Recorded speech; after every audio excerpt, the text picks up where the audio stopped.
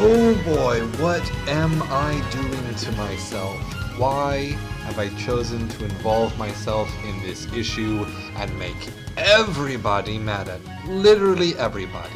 I want to talk about that pesky topic of whether or not video games cause violence. So to say at the very top of the video, do video games cause violence? No. The answer is no. But there are some nuances to this issue that we gamers rarely talk about. Are video games completely unrelated to real-world violent behavior? Unfortunately for us gamers, studies do demonstrate some correlation, not any more than other media and entertainment, but it exists. And of course, a quick reminder that correlation absolutely does not equal causation. So the real answer to the question of whether video games relate to violence ends up being the philosopher's favorite catchphrase. The answer is no and yes. Yes in some ways and no in others. This video is an exercise in nuance and conscientious moderation on a topic that is highly impassioned from all angles. Attempting to be moderate on the internet might as well make me the most radically evil person in the world. But I hope you'll hear out the content of my words before thrashing about in the comments or canceling me on Reddit. But before we begin, did you know that you can pet Cerberus in Hades? Oh, he's such a cute and kind and friendly giant pupper. I wish I could be more like this good doggo.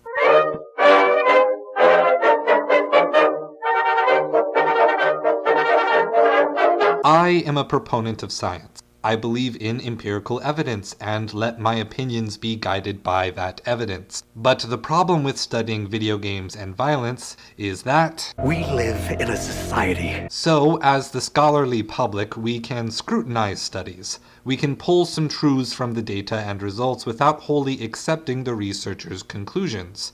The available research specifically on video games, violence, and violent behaviors on both sides are plagued with confirmation bias. They want to find the answer that agrees with either their own previous research or with their political or economic goals. Then there is publication bias, where your study is more likely to be printed and credited if you find something catchy and clickable than if you find nothing. We gaming enthusiasts are also well informed about the political stakes. Multiple states have attempted to censor games content or criminalize game sales based on the idea of violence. And even though the Supreme Court has sided with gaming's free speech defenses, we gamers are hyper-vigilant when surveyed by being aggressively non-violent with our answers and behaviors. We are too self-aware to be studied accurately. Short-term studies struggle with methodology because video games are complex. They rarely control for the genre of a game, for the game's difficulty and resulting frustration, for feelings of incompetency or self-doubt, for how those feelings affect behavior without games involved, or for how the example behavior in the studies would translate to real problematic violent behaviors like assault or abuse or worse. Things like giving a ton of hot sauce to a person who dislikes spicy food doesn't quite equate to gun violence or murder. So the studies are currently stuck in a methodology limbo. They are inconclusive, and there isn't much money in improving how the studies are done. But all hope is not lost, because we can still use principles that are well researched and established for general psychology that do not treat video games as a unique exception. In other words, instead of asking how games affect people, we can use accepted theory to ask how people decide how to behave with regards to everything, not just one isolated kind of media. This is psychologist Ivan Pavlov. By teaching a bunch of dogs to salivate when he rung a bell, he started a movement that believed behaviors can be established through positive or negative reinforcement or incentives. For a long time, psychologists thought that That was the only way new behaviors are learned. Then this psychologist, Albert Bandura, showed a bunch of kids how to beat up a clown doll, then made the kids pissed off by taking away their other toys, and watched as the kids also beat up the clown doll. The catch, however, is that when Albert didn't model for the kids that hitting the clown was how to use that toy, and then pissed off the kids by taking away all their other toys, these kids, these ones who didn't get modeled for, mostly did not beat up the clown doll. This is called social cognitive learning, or in other words, monkey see, monkey do. When we humans see other people do certain behaviors, we memorize them and store those behaviors away as scripts or methods to be used in similar situations later. Have you ever heard a preteen awkwardly try to say a cuss word? That's because they memorized a method of how to talk, but aren't well practiced in using their examples. But even if we store one of these methods, that doesn't mean you automatically start using it. More research was needed. So how do we figure out when to use our stored methods? Fast forward over a ton of other psychologists and we get our answer. The GLM, the General Learning Model, originally called the General Aggression Model. The GLM combines predisposed personality traits, mental associations, and how they are reinforced to develop people's personalities and behaviors over time. In other words, the model has nuance and is very complex and an effective tool. Unfortunately, one of the most vocal supporters of the GLM in the video game violence debate is psychologist Craig Anderson, who asserts that there is a causal risk between violent behavior and violent games. Just remember not to throw the BLM bathwater out with the psychologist. Most researchers of the topic use exactly this same model, but arrive at opposite conclusions. Yup, even with this model, we still have to apply our own nuance. So if you let me, I will proceed to oversimplify the general learning model. Despite the word general, the GLM is actually quite specific to what sorts of behaviors it refers, namely just the monkey see, monkey do kind, and is extremely specific to each individual and their learned values. We know that when we observe behaviors, we save them as methods or scripts to be called or activated later on. We call these methods when we are exposed to knowledge structures that are also associated with the method. Knowledge structures are like variables that the human computer uses to store information and what we think about that info. And when the values we give to those knowledge structures are similar, they form networks that help us to decide what methods or behaviors match what we observe. For example, in Universe A, whenever we see someone get mad, they start yelling and breaking things. In Universe B, whenever we see someone get mad, they start to get real quiet and ignore you. In both universes, we established a variable for the concept of mad.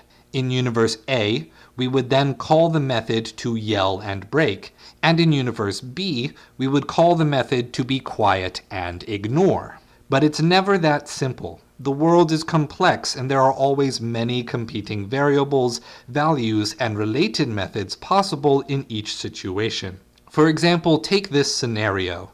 Let's say I go for a walk on a Sunday morning in the park when I see a used syringe littered on the ground. Then I think, gross, not gonna touch that.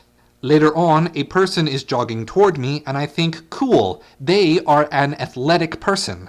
And at the end of my walk, I see a homeless person sleeping on a bench and I think, sad, I hope things get better for this guy. But then, just as I'm getting back to my car, I see a different homeless man jogging toward me while waving a used syringe. And now, this is a violent situation, and my fight and flight behaviors are getting called really fast. Those previous knowledge structures of syringe equals gross, running equals cool, and homeless equals sad are superseded when taken in a different context. A single knowledge structure can have multiple values in different situations and thus call different behaviors that relate to those values. Much like how games are programmed with variables and methods, we humans are constantly programming ourselves with knowledge structures and related behaviors. And the more frequently we call up a certain method, the easier it is to call that behavior again and again, until over time it becomes reflexive, and we start to identify with those behaviors to shape our personality, to shape our self-image. In other words, reinforcing that the behaviors are good and proper when given that context.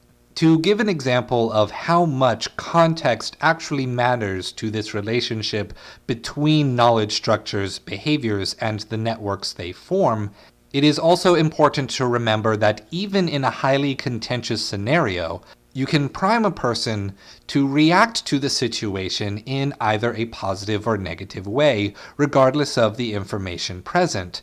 This is a practice in psychology called anchoring, where essentially you give subtly, through knowledge structures, an emotion or feeling to the audience or the test subjects. For example, when I reminded you that you can pet dogs at the beginning of the video, I was hoping to put in you a happy feeling of petting dogs, so as to create a less violent reaction to this very violent topic. You can let me know in the comments if that worked or not. Regardless, the high context nature of the general learning model is usually a good thing when it comes to the issue of violence. Yes, a gun can be a weapon of war whose primary function is killing people. However, the GLM demonstrates that owning a gun does not in any way cause anyone to associate that gun with violence or take violent behavior. A person who sees a gun as a method to protect their property is unlikely to use that gun off of their property. A hunter likely only sees their rifle in terms of nabbing a 7-point buck during hunting season, and a sport shooter likely only thinks about getting more accurate or getting a faster draw. However, it also means that people can self-radicalize if they form their gun ownership knowledge structures around killing bad guys and winning wars, and associate bad guys and wars with certain demographics or political ideologies. The full range of human behaviors are entirely on the table here. Again, it should be reiterated that the gun does not cause violence. Instead, it is highly correlated with that one person's own knowledge structures and associations with their firearm, and that person reinforces their own beliefs through multiple interactions and multiple uses of the behavior that they associate with that item, namely the gun. In summary, it depends on the person's values and on how frequently they behave in ways that they have seen other people behave, which determines if a person's personality becomes that of a violent or non-violent person, as well as a charitable or selfish person, a loud or quiet person, or any other kind of behavior. Every behavior falls under these exact reinforcement models. It's not even restricted to violence. So now the question becomes, do video games teach and reinforce violent values, methods, and personalities? And the answer is no, but kind of yes, but mostly no. Yes, I am finally talking about video games, and I love video games. I love their potential and their ability to spread new ideas. This YouTube channel is founded on the potential of video games to have intellectual ideas and spread them. I even wrote a book about how games are the greatest art medium for spreading philosophy. And before deep diving into this topic, I very dogmatically asserted that games are unrelated to real-world violence. But having reviewed the data and arguments, I can't honestly say that anymore. Instead, I say games can be related to, but are not themselves causative of, violence, which is a longer, more nuanced statement that still maintains what we all know to be true. I personally do not like guns, But I used guns in my example because I will still defend that gun ownership and hobbyists are not made violent by owning guns. That would be ridiculous.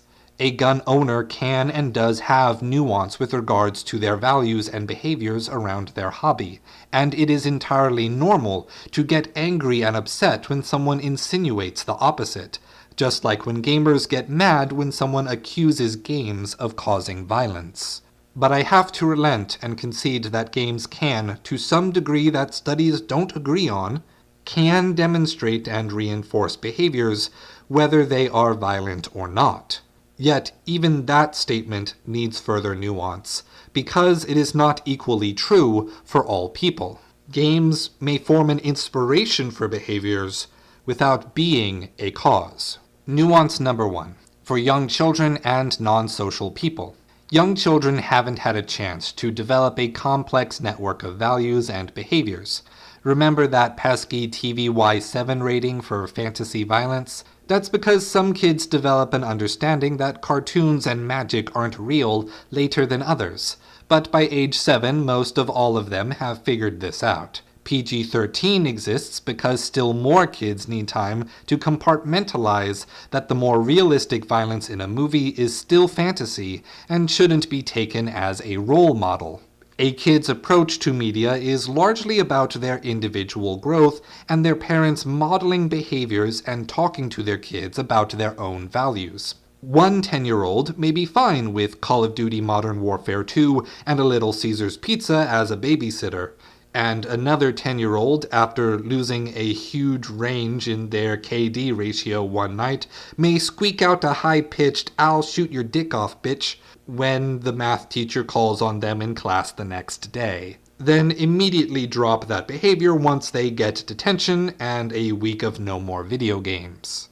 Without real-world intervention, or a discussion, some young kids can learn and reinforce both positive and negative behaviors from games. At the same time, adults who lack a very robust social network of social experiences to guide them away from violent behavior will also be more susceptible. And an already violent person can use games to reinforce those negative behaviors. None of what I have just said is causative. It's about being one more factor in a very complex tapestry of influences and inspiration that a person experiences over the entirety of their lives. Games media cannot be given any more or any less blame than anything else the child engages with, whether that be school, their friends, their parents, how they raise pets, everything. Nuance number 2. Modeled behaviors require relatedness and similar context. For any behavior that is modeled in a game to significantly leak out into the real world, not just the in-game behavior, but the in-game context, the in-game environment need to be remarkably similar.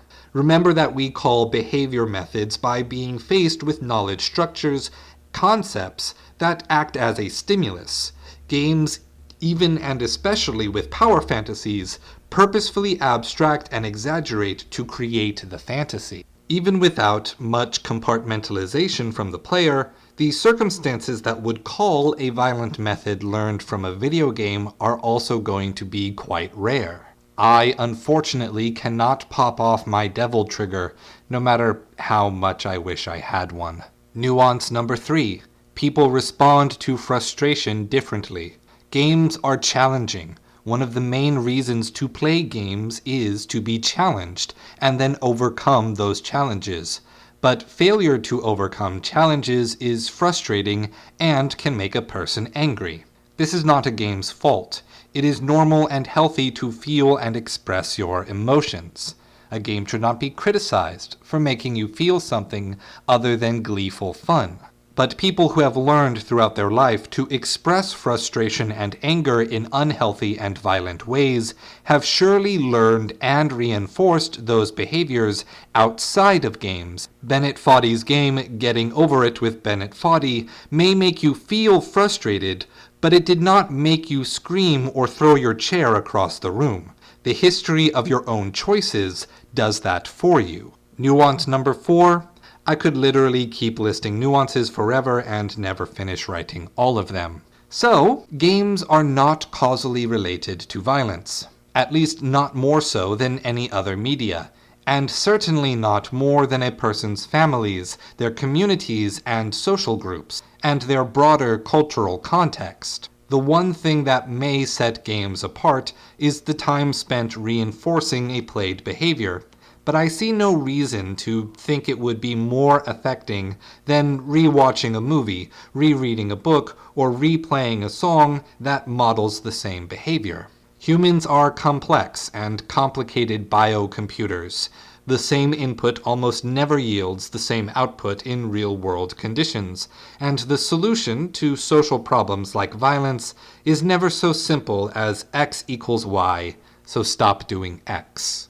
We gamers can rest assured that games cannot and will not be determined to be a cause of violence. But in order to respect the medium as art and the potential that it has, we have to recognize that it is as related to violence as it is every other emotion and every other idea that art can express. That's not a bad thing. That's potential. So thank you for listening to this nuanced discussion of what you already knew in your heart, and don't let that homeless man running at you stab you with his mystery syringe. And as always, stay true.